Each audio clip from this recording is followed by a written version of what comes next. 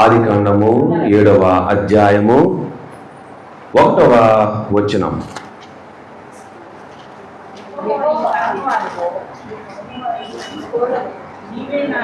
యెహోవా, ఈ తరమ వారిలో నీవే నా ఎదుట నీతిమంతుడివై ఇండుట చూచితిని గనుక నీవును నీ ఇంటి వారిన ఓడలో ప్రవేశించుడి. ప్రార్థన చేసుకుందాం. సర్వాధికారి పరిశుద్ధుడా యేసయ్యా, నీకు వందనాలు. ఈ యొక్క ప్రశస్తమైనటువంటి సమయంలో మీరు మాకు ఇచ్చినటువంటి చిన్న వాక్యం బట్టి మీరు స్తుతిస్తున్నాం నాయన.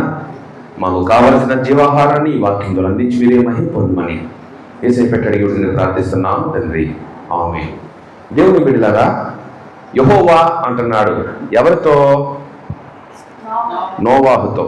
చూడండి, ఈ తరము వారిలో నీవే నా ఎదుట నీతిమంతుడు వైండుట చూచితిని. ఆయన చూచుచున్న దేవుడు, ఆకాశం నుండి చూచుచున్న దేవుడు. ఆ తరము వారిలో, ఈ భూమి మీద ఉన్న వారందరిలో దేవుడు భూమి మీద ఉన్నటువంటి వారిని పరీక్షగా చూసినప్పుడు కనపడినటువంటి ఒకే ఒక్క నీతిమంతుడిగా పిలువబడిన నోవహు సాక్ష్యం చెబుతున్నాడు.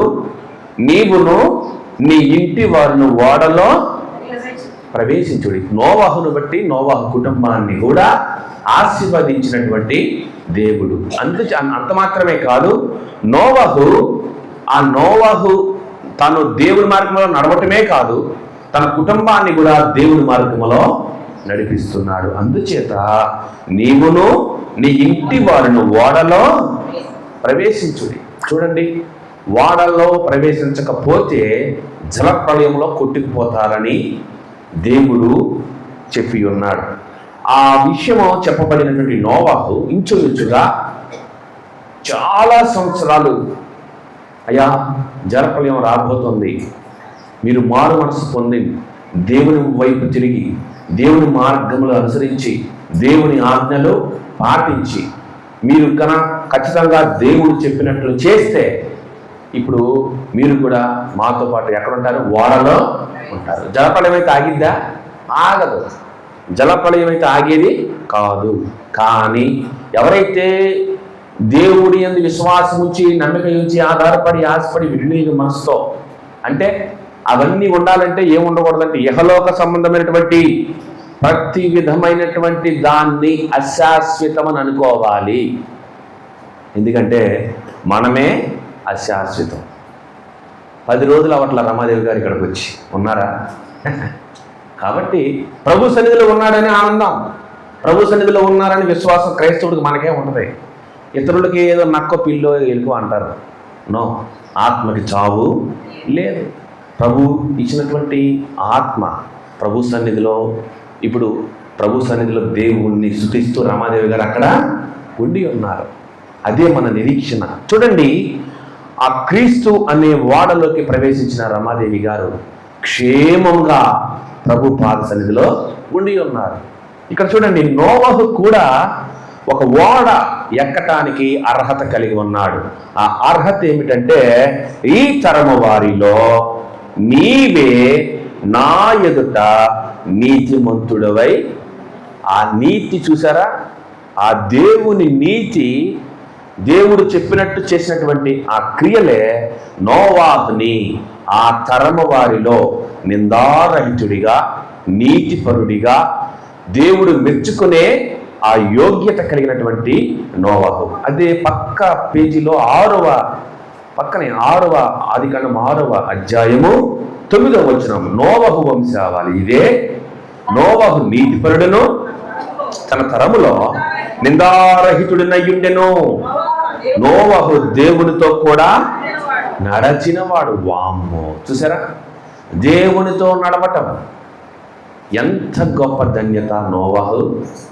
అసలు నోవహు తరములో ఒక భయంకరమైనటువంటి ప్రజలు ఉండే ఆ కాలం, నరహత్యల చేత, వ్యభిచారము చేత, ఆక్రమణ చేత, దొంగతనము చేత, దుర్మార్గము చేత నింపబడిపోయి దేవుడంటే భయము భక్తి లేని ఆ కాలములో మద్యపానులై దోపిడీ చేస్తూ దేవుడికి దూరముగా ఉండే ఆ కాలంలో నోవహు మాత్రం తనను తాను భద్రం చేసుకున్నాడు, తన కుటుంబాన్ని భద్రం చేసుకున్నాడు.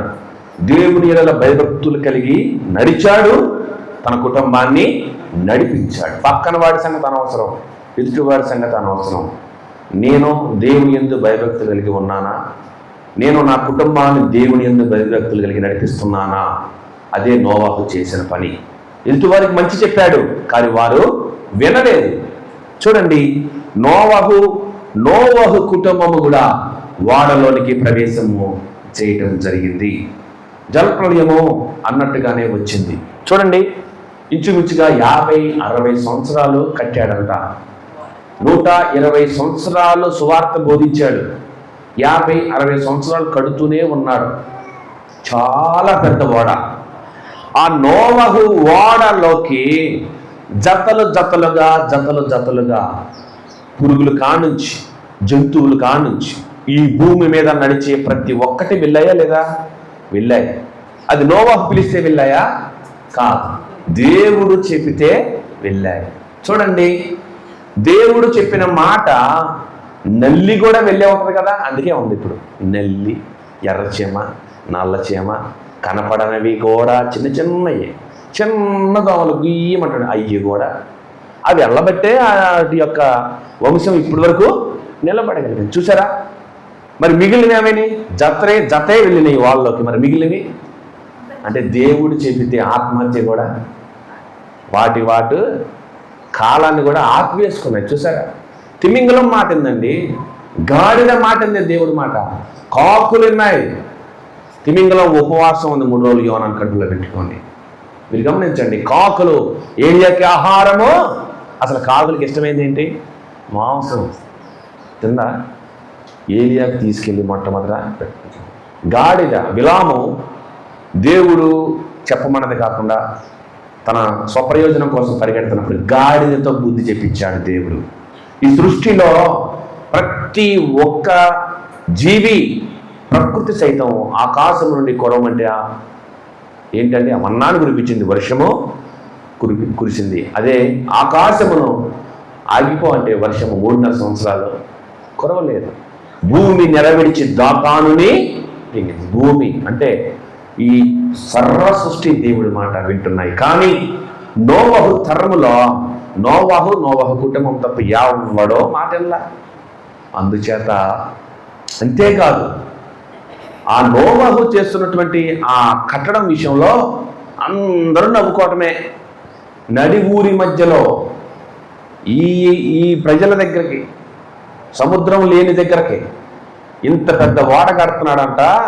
అందులోకంట జీవులన్నీ వెళ్తాయంట, వీరు కూడా ఉంటారంట, మమ్మల్ని కూడా రమ్మంటున్నాడని ఎగతాళి. ఎంత ఎగతాళి! క్రైస్తవులుగా మనం కూడా దేవుడి గుడికి వెళ్తే ఎగతాళి చేయబడే రోజులు, పరిహసించబడే సమయాలు. మీరు గమనించినట్లయితే అనేక సందర్భాల్లో కొన్ని ఆచారాలు మనం పాటించినప్పుడు మనం తృణీకరించబడే సందర్భాలు ఉంటాయి. దేవుని బిడ్డలారా, అలనాడు నోవాహే పడ్డాడండి. ఆది కాలంలో నోవాహే పడ్డాడు. యోనా పుస్తకములో యోనా తప్ప అన్ని దేవుడి మాట ఉన్నాయి. శిశువులు, పశువులు, పక్షాదులు అన్ని ఉపవాసం ఉన్నారు. యోనా ఒక్కడే చివరికి సొర చెట్టు కూడా మొలమంటే మొలిసింది. కాబట్టి ఇక్కడ నోవహు విషయంలో మనం గమనించాలి, తన తరములో నిందారహితుడిగా ఆ వాడలోకి ప్రవేశం. మనము కూడా పరలోకమనే ఆ రాజ్యంకి వెళ్ళాలంటే క్రీస్తు అనే వాడలోకి మనము ఎక్కవలసిన వారమై ఉన్నాం. దేవుని బిడ్డలారా, అందుచేత ఒకసారి దేవుని యొక్క వాక్యం చూద్దాం. యాకోబు 217వ పేజీ 3వ అధ్యాయము 217 3వ అధ్యాయము యాకోబు 211 3వ అధ్యాయం 4వ వచనం.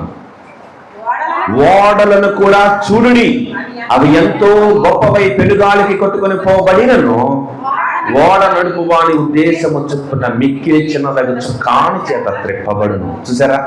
ఎంత పెద్ద ఓడైనా చిన్న దేని చేత అండి? చుక్కాని చేత త్రిప్పబడుతుంది. చూసారా?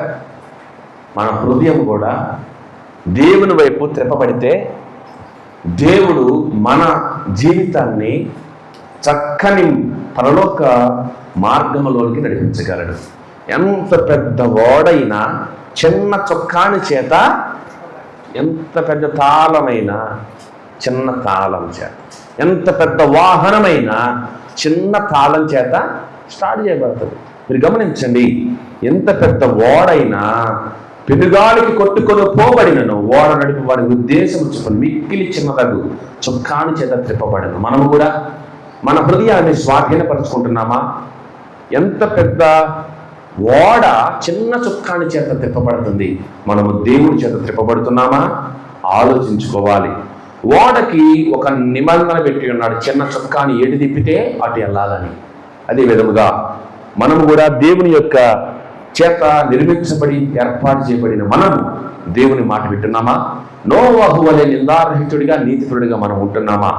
అదే 1 పేతురు 216వ పేజీలో 1 పేతురు 3వ అధ్యాయము 20వ వచనం చూస్తుందాం. దేవుని దీర్ఘశాంతము ఇక కనిపెట్టుచుండినప్పుడు పూర్వము నోవహు దినములలో ఓడ సిద్ధపరచబడుచుండగా అవిధేయులైన వారి యొద్దకు, అనగా చెరలో ఉన్న ఆత్మల యొద్దకు ఆయన ఆత్మ రూపిగానే వెళ్ళి వారికి ప్రకటించిన ఆ ఓడలో కొందరు, అనగా 8 మంది నీటి ద్వారా రక్షణ. దేవుని స్తోత్రం, హల్లెలూయా. చూసారా, 8 మంది రక్షింపబడింది. ఎంతమంది అండి? 8 మంది. చూడండి, దేవుని దీర్ఘశాంతము ఇంకా కనిపెట్టుచుండినప్పుడు పూర్వము నోవహు దినములలో ఓడ సిద్ధపరచబడుచుండగా, నోవహు చెప్తున్నాడు, ఇదిగో ఓడ సిద్ధపరచ చేస్తున్నా, ఇదిగో జల ప్రళయం వస్తుంది, మారు మనసు పొందండి, మీ మార్గాలను దిద్దుకోండి, దేవుడి వైపు తిరగండి అని ప్రకటిస్తున్నాడు, ఓడగడుతున్నాడు. విన్నారా? 8 మంది రక్షింపబడ్డారండి. ఆనాటి ఈ భూమి మీద ఉన్న ప్రపంచం మొత్తం జనాభాలో 8 మంది మాత్రమే. దేవుని బిడ్డలారా, ఎంత బాధాకరమైన విషయం. దేవుని దీర్ఘశాంతం ఈ రోజుకైనా సరే చూడండి, యవ్వన బిడ్డలు బహుభయంకరమైన మద్యపానం, గంజాయి, అలాగనే అనేక రకాలైన డ్రగ్స్, పబ్బులు, క్లబ్బులు, విపరీతమైనటువంటి లోకంలో పడిపోయి నరహత్యలు చేస్తూ వ్యభిచారంలో పడిపోయి పాడైపోయి కృంగి కృషించి నశించి ఎందుకు పనికిరాని జీవోత్సవంలా మారిపోవడానికి గల కారణం దేవుని యొక్క సన్నిధి వైపు తిరగకపోవటమే, దేవుని వైపు చూడకపోవటమే, అసలు దేవుని దేవాలయానికి రాకపోవటమే, యేసు ప్రభు వారిని వారు ప్రార్థన చేయకపోవటమే, అంతేకాదు యేసు వైపు తిరగకపోవటమే. దేవుని బిడ్డలారా గమనించండి, ఇక్కడ దేవుని దీర్ఘశాంతాన్ని అలుసుగా తీసుకోవటము ఒకటి, వారి గత జీవితాన్ని మర్చిపోలేకపోవటము మరి ఒకటి. అంతేకాదు యేసు ప్రభు మన దేవుడు కాదు అని దేవుడులకు కూడా పరిమితులు పెట్టే అజ్ఞాన దశలో మానవ జాతి ఉన్నది. ఒక జిల్లాకి, ఒక ప్రాంతానికి, ఒక రాష్ట్రానికి, ఒక దేశానికి ఒక్కొక్క దేవుడు ఉంటాడని వారిలో వారు అనుకోవటము, లేకపోతే మా పూర్వీకుల నుంచి వచ్చిన ఆచారాలని అనుకోవటము, అలాంటి రకరకాలైనటువంటి అజ్ఞాన సంబంధమైన ఆలోచనల చేత నింపబడిపోయినటువంటి జనాంగాలకు దేవుడు చెప్పేది ఏంటంటే, ఈ రోజైనా దేవుడి వైపు పూర్ణ హృదయంతో తిరుగు.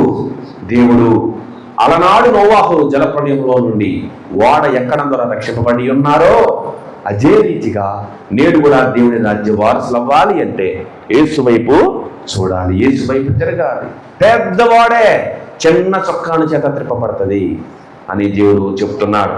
అంతేకాదు హెబ్రీ 11వ అధ్యాయం 207వ పేజీ, హెబ్రీ 11వ అధ్యాయము 7వ వచనం మనం చూసినట్లయితే 7వ వచనం, విశ్వాసమును బట్టి నోవహు అది వరకు చూడని సంగతులను గూర్చి దేవుని చేత హెచ్చరింపబడి భయభక్తులు గలవాడై తన ఇంటి వారి రక్షణ కొరకు ఒక ఓడను సిద్ధము. దేవునికి స్తోత్రం. చూసారా, ఇంటి యజమానుడికి ఎంత బాధ్యత ఉంటుందో, ఇంటి యజమానురాలకి ఎంత బాధ్యత ఉంటుందో. తన ఇంటి వారి కొరకు ఏం చేశాడంటే ఓడను. అవును, ఇప్పుడు మనం ఏ పెద్ద ఓడను మనం భౌతికంగా తయారు చేయాల్సిన అవసరంలా మనం ప్రార్థన చేస్తే చాలు. మన కుటుంబం కోసం మనం ఏం చేయాలండి? ప్రార్థన చేయాలి. అన్యజనులు రక్షింపడానికి మనం సువార్తను ప్రకటించాలి. అనేక మందికి చదివే వారికి పుస్తకాలు పంచాలి. దేవుని బిడ్డలారా గమనించండి, విశ్వాసమును బట్టి నోవహు అది వరకు చూడని సంగతులు ఏంటంటే, అది వరకు జలప్రళయం చూశాడు ఆయన, చూడలా, కానీ దేవుడు చెప్పాడు, నమ్మాడంతే. ఎవరైతే దేవుని మాట విని నమ్ముతారో వారే యోగ్యులు, ధన్యులు, వారే నీతిమంతులుగా, నీతిపరులుగా, వారే విశ్వాస వీరులుగా రక్షింపబడతారు. తల ఎత్తుకునేటట్టు దేవుడు చేస్తాడు, కానీ తల దించుకునేటట్టు దేవుడు చేయడు. తనని, తన కుటుంబాన్ని రక్షిస్తాడు, నెమ్మదిస్తాడు, శాంతిస్తాడు, సమాధానము ఇస్తాడు. ఒంటరిగా నిలబడిన విజయం ఇస్తాడు.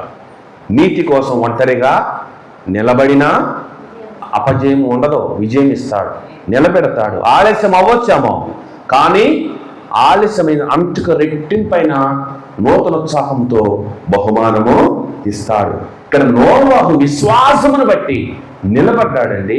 ప్రపంచమంతా ఎగతాళి చేసింది, అస్సలు జంకల జడియల, ఎక్కడ కూడా తన విశ్వాసం సన్నగిల్లలా నిలబడ్డాడంతే. అలా దేవుడి కోసం నిలబడ్డాడు. అతడు తర్వాత బైబిల్లో పొందుపరచబడ్డాడు. దేవుడి చేత నీతిమంతుడిగా తీర్పు తీర్చబడ్డాడు. తన కుటుంబాన్ని రక్షించుకున్నాడు. మరలా మానవ జాతి తిరిగి నిర్మించబడటానికి ఆదాము, అప్పుడు తర్వాత నోవహే, నోవహు కుటుంబం ద్వారానే. ఎంత విశ్వాసం అండి! అందుకే విశ్వాసమును బట్టి నోవహు అది వరకు చూడని సంగతులను గూర్చి దేవుని చేత హెచ్చరింపబడి భయభక్తులు గలవాడై తన ఇంటి వారి రక్షణ కొరకు ఒక ఓడను సిద్ధము. ఇప్పుడు మనకు రక్షణ ఓడ ప్రభువైన యేసుక్రీస్తు. ఎవరైతే ప్రభువైన యేసుక్రీస్తు నందు విశ్వాసం ఉంచి నమ్మకం ఉంచి ఆయన నమ్ముకొని ఉంటారో ఆ ఓడలో మనం చేరినట్టే. దేవుని బిడ్డలారా, అందుకే వారింటి వారి రక్షణ కొరకు ఏ రీతిగా అయితే నోవహు ఓడను సిద్ధపరిచాడో అదే రీతిగా మనం కూడా మన కుటుంబం కోసము మనము ప్రార్థన చేసే వారమై ఉండాలి, భయభక్తులు కలిగిన వారమై ఉండాలి. లూకా సువార్త 17వ అధ్యాయము 26 నుంచి మనము చూసినట్లయితే నేను చదువుతాను. నోవహు దినములలో 70వ పేజీ. నోవహు దినములలో జరిగినట్లు మనిషి కుమారుని దినములలోనూ అది వచ్చేసింది. మనిషి కుమారుని దినాలంటే ఎప్పుడండి? ఇప్పుడే. మనిషి కుమారుడు ఎవరండి?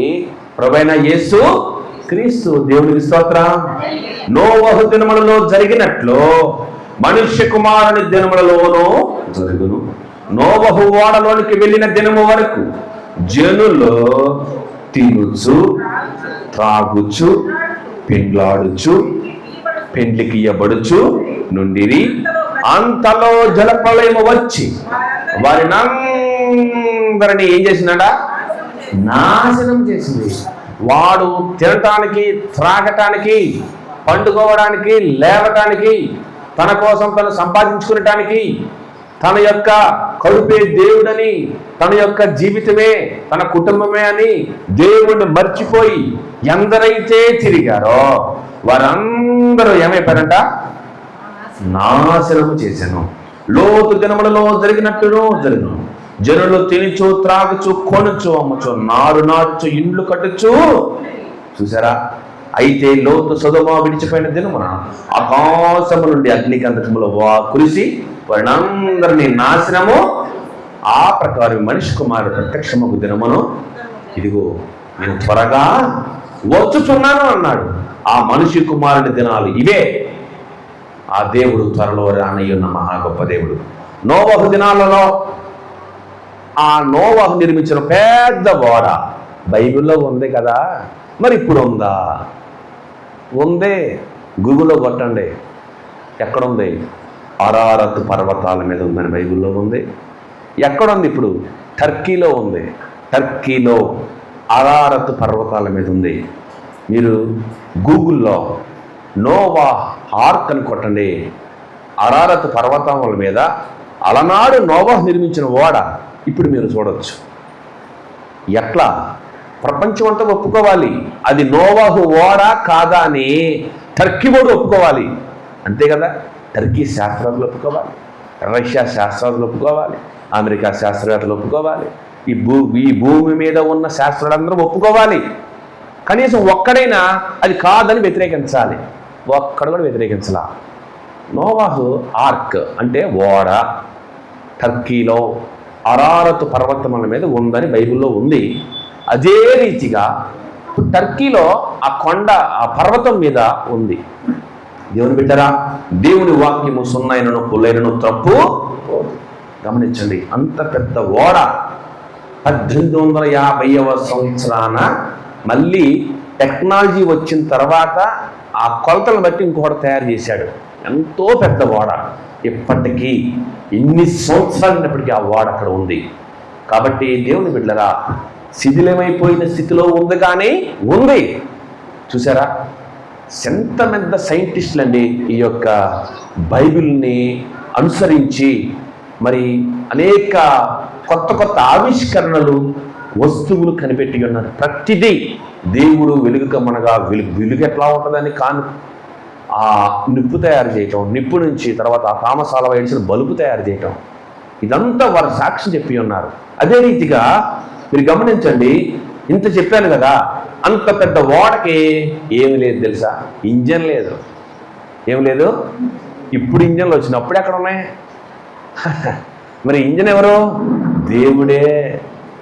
ఆకాశం నుండి మన్నాను ఇచ్చిన దేవుడు ఓడని నడపలేడా? గమనించండి, నిర్మించమన్నాడు అంతే ఆయన చేసింది. కానీ ఎక్కడికి వెళ్ళాలో, ఎటు వెళ్ళాలో, ఎప్పుడు వెళ్ళాలో ఏంటో నడిపించేది యేసు ప్రభువే. ఆయన మనకు తోడై ఉండే దేవుడు, మనల్ని విడువని దేవుడు, ఎడబాయని దేవుడు, ఆదుకునే దేవుడు, రక్షించే దేవుడు. ఏదో నోవాహుని అడ్డం పెట్టే దేవుడు, దేవుడే కట్టాడు. అది నోవాహు కట్టడం అంటే ఏదో యెహోషువ నడిపించాడు, ఏదో మోషే నడిపించాడు. మోషే ఆ రోజుల్లో మైకులు ఉన్నాయా?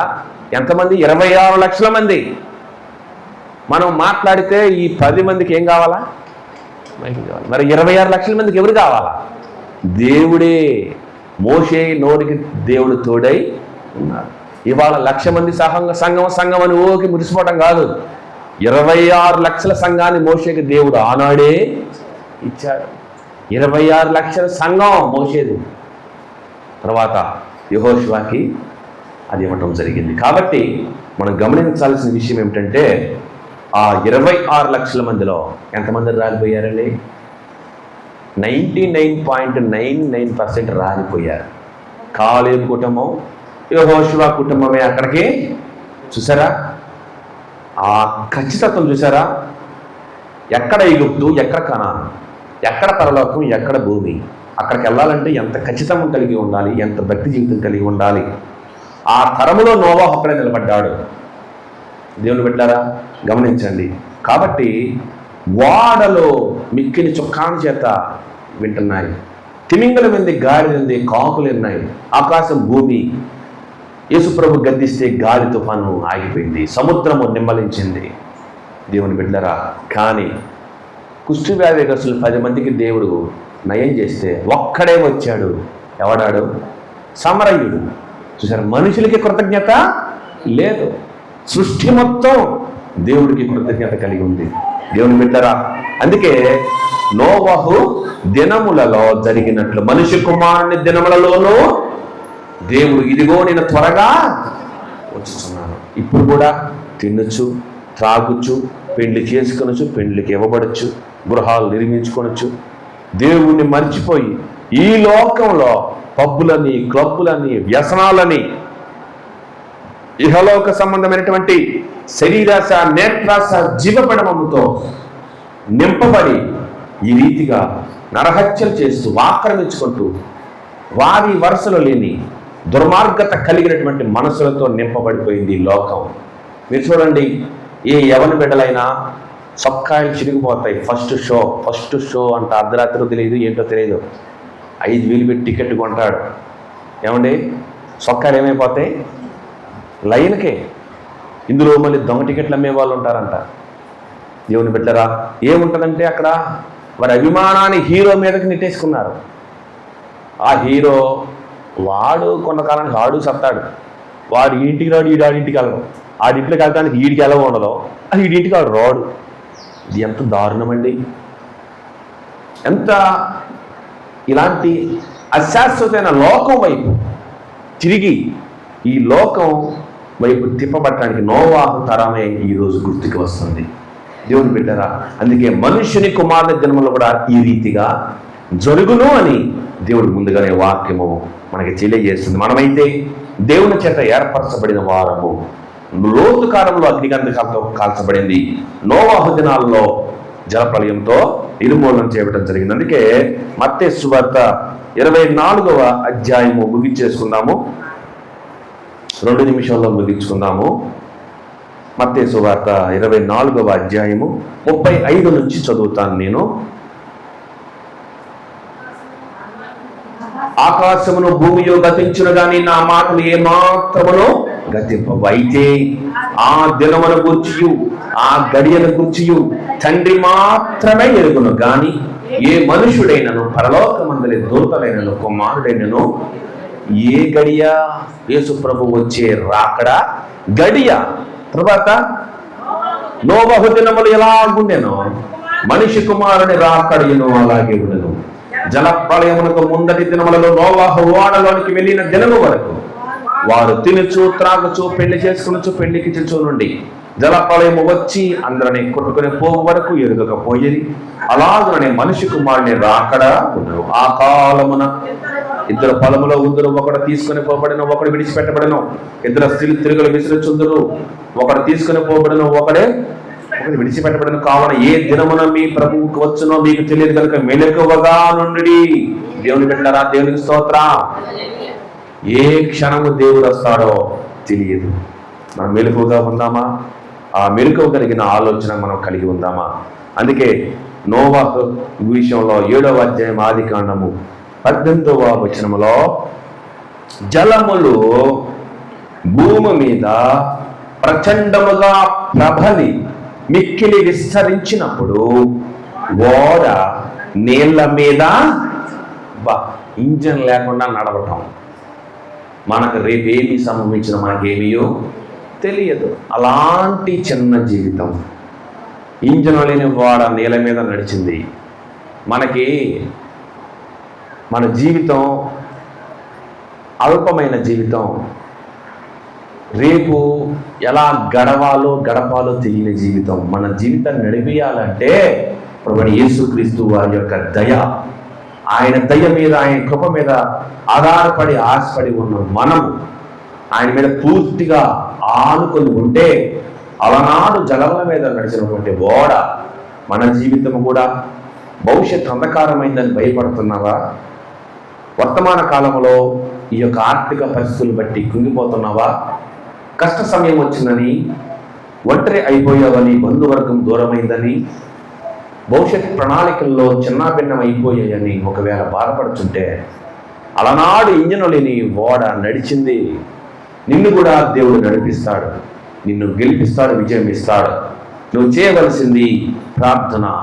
నువ్వు కట్టవలసింది, అలనాడు నోవాహు ఓడ కట్టాడు, నీవు నీ కుటుంబాన్ని కట్టుకో, నీ జీవితాన్ని కట్టుకో. అలనాడు ఓడను నిర్మించడానికి బహు ప్రయాసపడ్డాడు. నీ యొక్క ప్రార్థన చేత నీ విశ్వాస జీవితాన్ని కట్టుకో, నీ కుటుంబాన్ని కట్టుకో. రక్షణ అనే ఓడ ప్రభువైన యేసుక్రీస్తు. ఆ ఓడ ఎక్కాలంటే ముందు నీ మనస్సు విరవబడాలి, నీ హృదయము దేవుని ఎడల అంగీకరించబడాలి. అట్లా అంగీకరించబడితే నోవహు తరములో నోవహు నీతిమంతుడిగా ఉన్నాడు. మనం కూడా ఈ తరములో సంఘములో నీతిమంతులుగా దేవుని చేత తీర్పు తీర్చబడతాం. చూచి నమ్మిన వారి కంటే చూడక నమ్మిన వారు ధన్యులు. దేవునికి స్తోత్రం. అందరికీ వందనాలు. దేవునికి స్తోత్రం. దేవుని యొక్క వాక్యము ముగించబడింది. మనము ప్రార్థన చేసుకుందాం. దయచేసి కళ్ళు మూసుకోనండి. దేవుని సముఖ జీవ కవిలలో, దేవుని సముఖ జీవ కవిలలో నీ పేరున్నదా, నీ పేరున్నదా.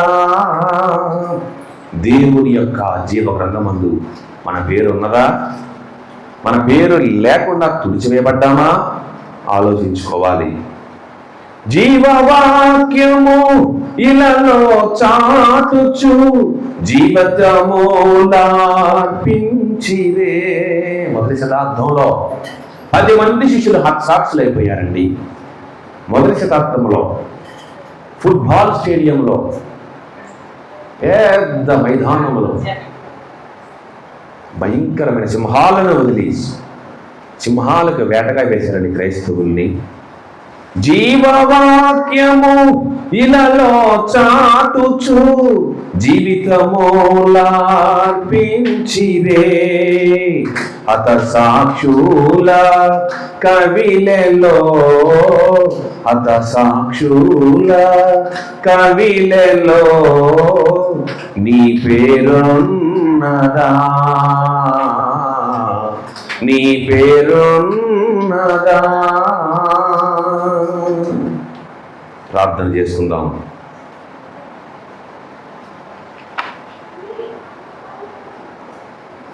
సర్వోన్నతుడా, సర్వాధికారి, పరిశుద్ధుడా, మొదటి వర్తమానంలో 2వ వర్తమానంలో తోడుగా నడిపించిన దేవా నీకు వందనాలు. ఈ పరిశుద్ధ ఆదివారం నాడు మేము నైనా నీ యందు భయభక్తులతో వినయ విధేయతలు కలిగి నీ సన్నిధికి రావటానికి అయ్యా మీరు చూపిన కృపను బట్టి మీకు స్తుతులు నాయన. మాకేమీ తెలియదు తండ్రి, ఒట్టి వారం అల్పులము తండ్రి. మీరు చూపిన కృపను బట్టి వందనాలు చెల్లించుకున్నాం. ఈ పరిశుద్ధ ఆదివారం నాడు నోవహు వలె మేము కూడా నీతిమంతులుగా తీర్చబడలాగున నీకు ఇచ్చిన వాక్యమును బట్టి వందనాలు. మా కుటుంబాలను నీ రక్షణ ఓడ ఎక్కడానికి తయారు చేసుకునే రక్షణ ఓడలోకి ప్రార్థన ద్వారా, క్రియల ద్వారా, ప్రవర్తన ద్వారా భయభక్తులు కలిగి మేము కూడా ఉన్నట్లు సహాయం చేయమని యేసయ్య పెట్టి అడిగి పెడతని ప్రార్థిస్తున్నాము తండ్రి. ఆమేన్.